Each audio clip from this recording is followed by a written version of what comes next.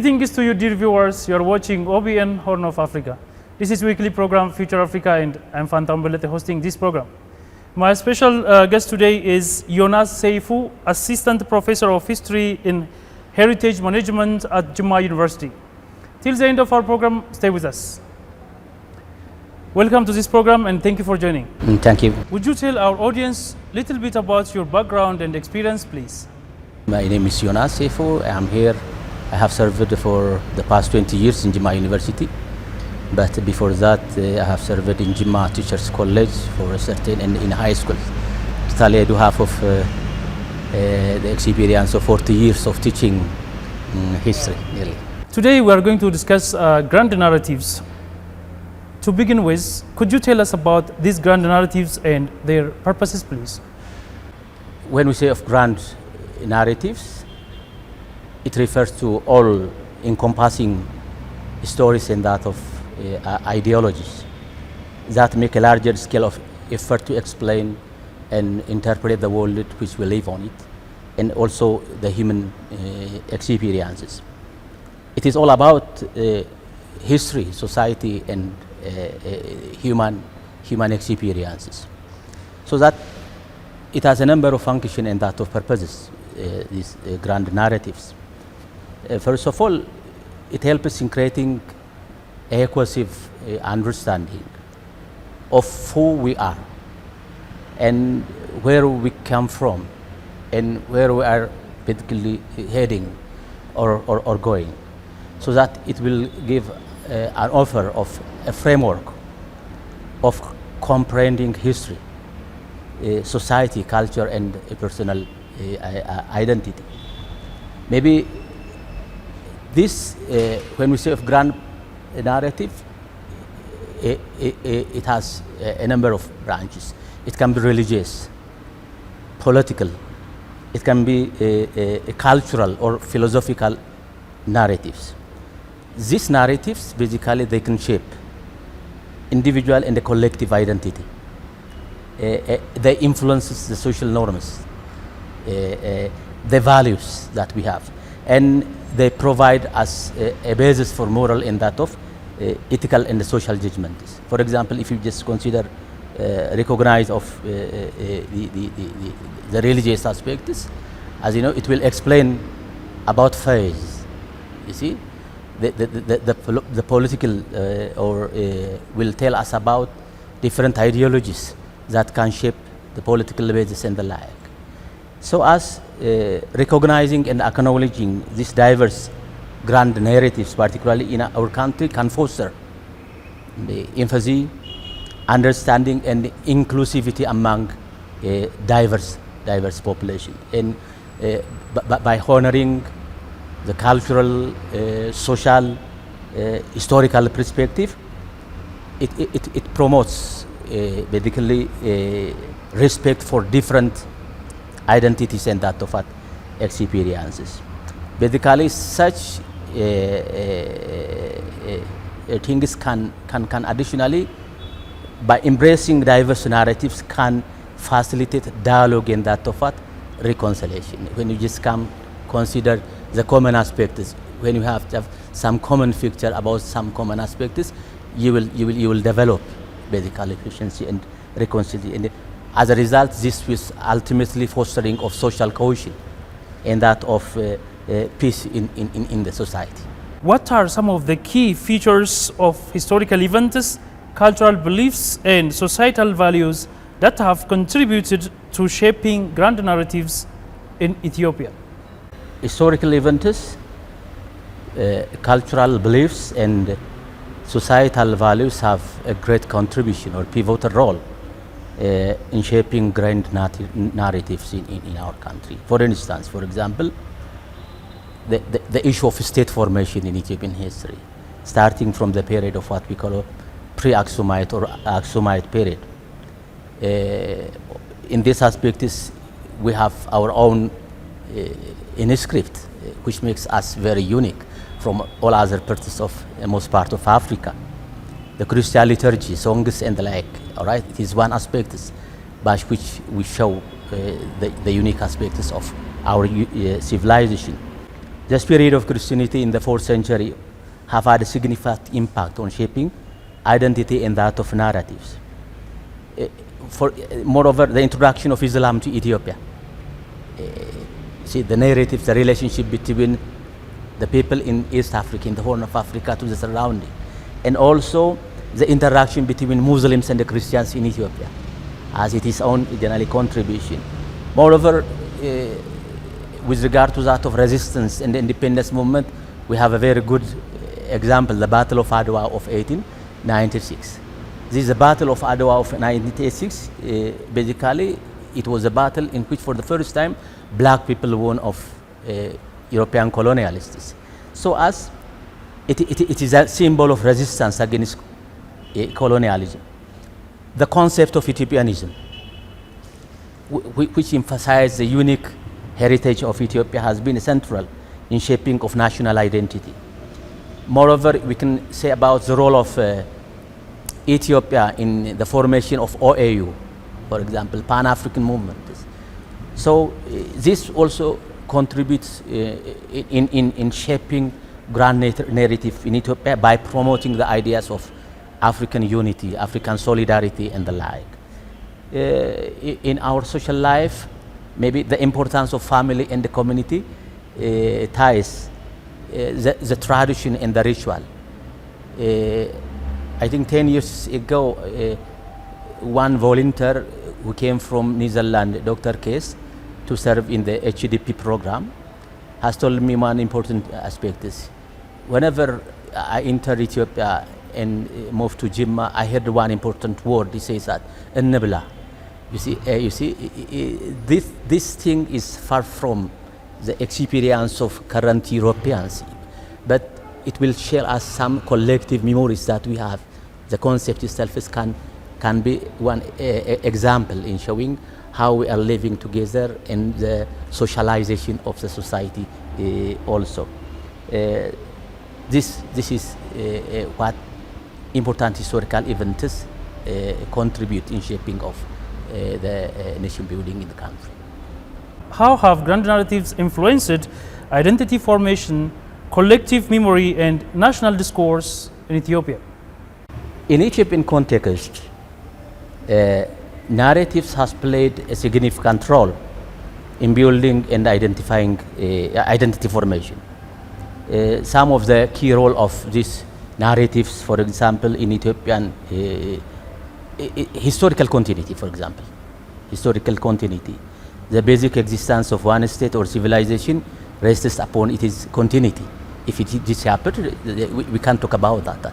Historical continuity, that the history, the historical narratives emphasizes in the ancient, medieval, and then of modern history of the country. So that the narrative, basically this narrative of historical continuity fosters a sense of pride in that of identity among Ethiopians, and showing that a long-standing civilization and cultural heritage that exists in our country.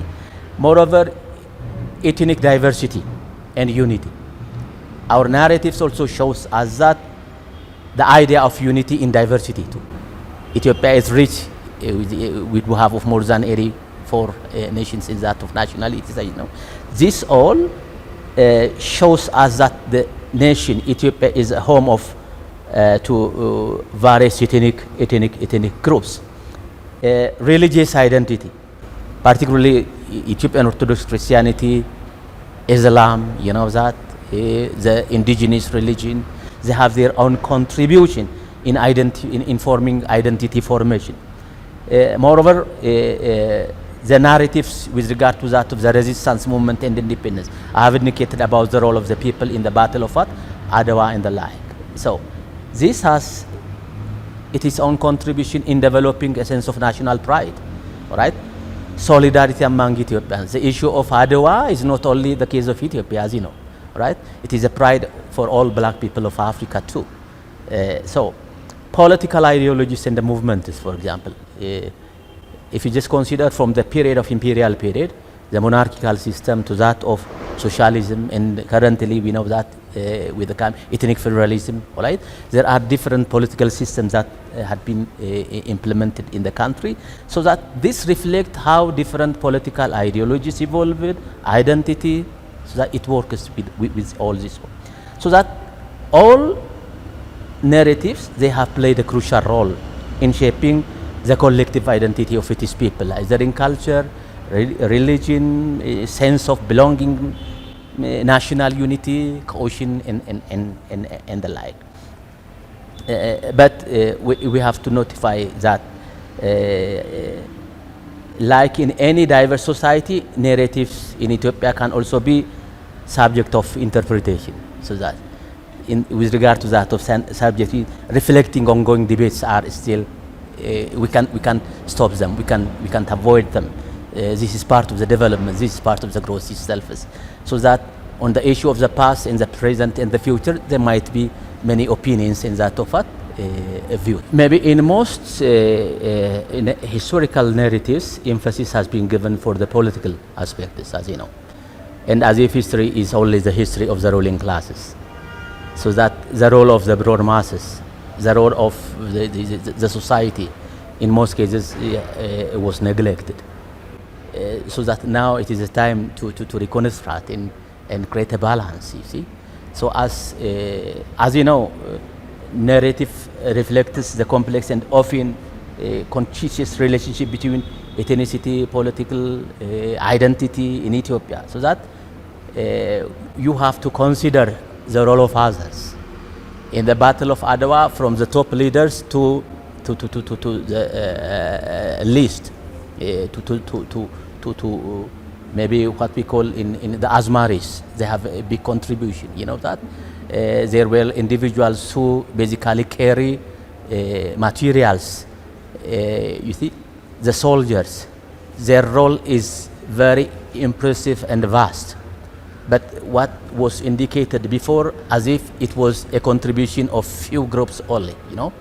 So that currently, now there is an attempt of considering inclusiveness. This is a very good movement, because I didn't basically visit that Adwa 00 complex, but as I heard it is representative, you see. It is representative, and this is a good move to say. Are there specific grand narratives that have been promoted or challenged by different political groups or ethnic communities in Ethiopia? Yeah.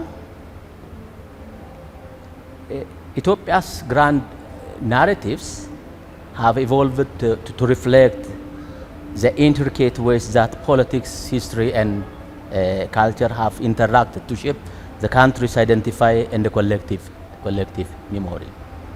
But as you know, sometimes the narratives forward may be in favor of some ideas only, neglecting the role of the other, as I've tried to indicate. So that, for example, the idea that indicated Ethiopian expansionism, which positions the country as a unique in that of ancient civilization with a glorious history. This narrative successfully employed by different governments to assert Ethiopia's independence and that of sovereignty in face of colonization and that of external threats. However, the narrative also used to justify authoritarian rule, you know that. Another significant grand narrative is unity in diversity, all right? And this basically emphasizes the country ethnic and that of religious diversity as a source of strength and of national identity. So that these narratives also had been promoted by various governments, basically to soften and reduce the tension between different ethnic or religious groups and the like. Currently, there is a shift toward this basically more inclusive and that of pluralistic narrative. This is a good beginning, but we are in the process. We are in the way. As a beginner, more is expected from us, so as to acknowledge diverse experiences and perspectives within Ethiopian society. How have grand narratives evolved or transformed over time in response to political, social, and economic dynamics in Ethiopia? Basically, as you know, the narratives that emerge will be crucial in determining the future course of the country. Ethiopian society as a nation, if it needs to be continued, we have to struggle with like political unrest, economic inequality, and that of ethnic tension and the like. So that in the context of Ethiopia, these grand narratives that have been evolved and transformed over time, in response to this changing political and social economic dynamics in the country, they have most important contribution. As I've tried to indicate, the notions that Ethiopia, unity in diversity, it is one most important thing, you see. It is a good idea, but to what extent that it was implemented, to what extent the right, the privilege of those other has been generally implemented effectively, that has its own question. But you know that what is important is that from grassroots movements for democracy, human rights, and social justice issue, as a result of the changing dynamics of the global world today, globalization and democratization in the region, we have to consider inclusiveness is a must. All right, it is a must that we have to implement it, so to exist. What role do grand narratives play in shaping perception of power, authority, and legitimacy in Ethiopia? Yeah, these grand narratives are powerful tools. They have a very pivotal role for shaping perception of power, authority, and legitimacy in Ethiopian society. But also they are dynamic, you see, and they are subject to reinterpretation. This is the other thing. So that it is important to consider that the idea of the role of these narratives in understanding and analyzing the complexity of power relationship in Ethiopian society. In Ethiopian society, these grand narratives mainly centered on the issue of divine intervention, traditional leadership structure, historical legacies of the emperors, and that of what? The rules. Negusai, Kesai, and the like, you know that, all right? They are based upon the. Actually, these narratives, they have good part and they have their own limitation. What is the good part? They contributed to the legitimization of power and that of authority. So as it helps to continuity, they serve it. But on the other aspects, as you know. Do you remember what is like Negusai cases and the kind of thing? Yeah. Could you explain them, please? Yes, this means the power of the king is God-driven, all right? So that peoples are not entitled, they are not in a position to oppose or accuse or any principles, any laws implemented by that of the king. And his saying by itself is considered as a law, as a law. This is by which most of the grand narrative in Ethiopia was considered. For example, the Solomonic dynasty, if you just consider, the Ethiopian tradition in Solomonic dynasty related with Judeo-Christian tradition, all right? So that the Ethiopia rulers, until the decline of the last emperor in 1974, they considered that their power is God-driven, so that no one have the right to condemn even the wrongdoing of or practices of the government. So this is the other. But the problem is these grand narratives can also be contested and challenged, particularly in where there is political upheaval and that of social change. Do you remind of the 1974 revolution in Ethiopian history? So that the students began to move and they began to condemn the power of the emperor and the king and the like. So this is how it works. What are some of the implications of competing or conflicting narratives for social cohesion, inter-ethnic relations, and national unity in Ethiopia? Competing and conflicting narratives in Ethiopia can have significant implication for social integration or cohesion, inter-ethnic relations, and also national unity. For example, they have their own negative impact, negative consequences. One of these is competing narratives can lead to fragmentation of the society along ethnic, regional, or ethnic basis. Polarization of ideas, you see. Fragmentation can happen. So that this can undermine social unity, social cohesion, and exacerbate existing tension between different ethnic or political groups. The other, it can increase the inter-ethnic tensions, you see, the competing and conflicting narratives, because they can deepen mistrust and the animosity between different groups. So as it can also undermining even national unity. It can undermine national unity. Basically, it can weaken the sense of national unity. And so it will hinder the efforts to work for common purposes and the goal. Moreover, it can erode even trust in that of in institution, in institution level. So that when it erodes trust in the institution, it will erode the legitimacy of the government. You see, it hinders efforts to build democratic in institutions or inclusive society. So that, moreover, it can hinder the process of reconciliation and peace-building efforts, these competing and conflicting narratives. So overall, they have determinal impact on social cohesion, inter-ethnic relationship, and national unity and the like. The grand narratives such as Pan-Africanism, as I've tried to mention formally, nationalism, ethnic federalism, they have played a crucial role in shaping the country's political landscape.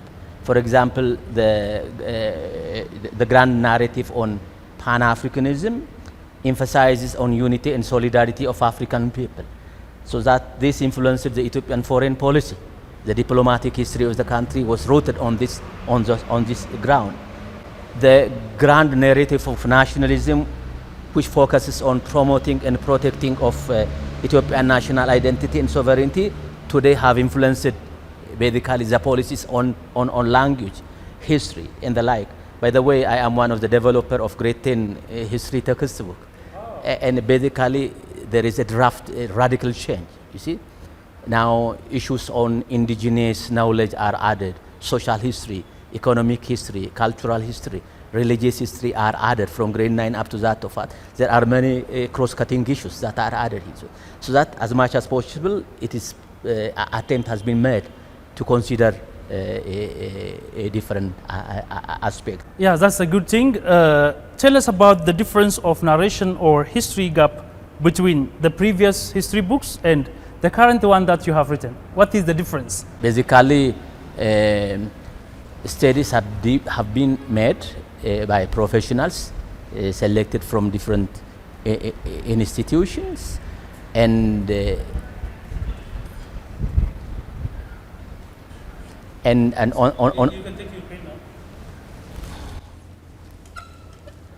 on that basis, basically the gap was identified. As I've tried to mention maybe in my previous saying, formally most of the Ethiopian history focuses on political history, the social, economic aspects, and the role of the women in Ethiopian history, for example. The law, the history of from below society was denied. Indigenous knowledge, the issue of heritage management was not touched in previous parts. Even the methodology did not encourage students for critical thinking and the like. But now in the new curriculum, as you know, all these aspects have been tried to be addressed. Through time, we can add more. This can serve as a basis for us, so that in meantime, looking at its limitation, we can add more. Are there any efforts to reconcile or bridge diverse narratives to promote mutual understanding, dialogue, and reconciliation in Ethiopia? Yes, of course. There are efforts being made to reconcile and bridge diverse narratives in Ethiopia in order to promote mutual understanding, dialogue, and that of reconciliation. Maybe one of the notable initiatives is the establishment of the Ethiopian Truth and Reconciliation Commission, I think so. So that this commission aims to address past human rights abuses and promote healing and reconciliation and attempts to prevent maybe future violences. Maybe as you mentioned formally, the ADWA 00 project is exemplary with this regard, all right? It contributes basically to reconcile or bridge diverse narratives that existed in the previous part, so that there is initiative made to reconcile and bridge this diverse narrative in Ethiopia. How can the exploration and understanding of grand narratives contribute to healing, reconciliation, and social transformation in Ethiopia? This can have several potential benefits. Maybe the exploration and understanding of grand narratives contribute to healing, to solve the previous problems, and reconciliation and social transformation. For example, it can challenge the biases that so far existed, you see, and incorporating multiple perspectives can help basically to challenge of the biases so far existed. Basically, by including diverse perspectives and voices, the grand narratives can serve generally the interest of all of all diverse groups. It can foster basically dialogue and that of understanding. You see, it will develop a culture of dialogue, discussion to solve problem rather than running to fight in the other.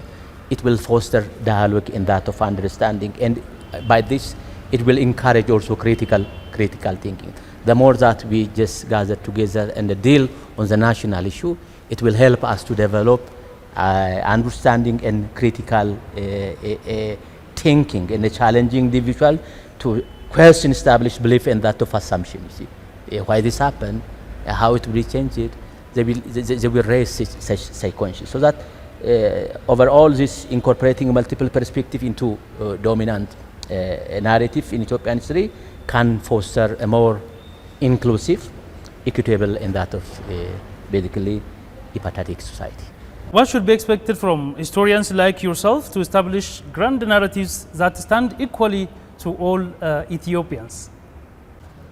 Basically, as you know, as historians in Ethiopia, it is important to conduct thorough and unbiased research. Basically, incorporating a wide range of perspective is very important, and we have to include studying of multiple sources, including oral sources. We have to consider of archival materials. We have to consider of primary sources such as written accounts and other forms of documentation. Moreover, it requires commitment. As a professional, we should stand for truth and that of reality, so that historians must work towards identifying and challenging system of powers and privilege that have shaped the country history. We have to work in this, so that by being inclusive and that of transparent in our research methodology and findings, we can create narratives that reflect the interests of all, or the majority at least. Have you got any final message before we end this session? I'm very happy I don't have more, but I'm much more interested. The issues are national issues and are very important to say. Yonas Seifu, Assistant Professor of History in Heritage Management at Jimma University.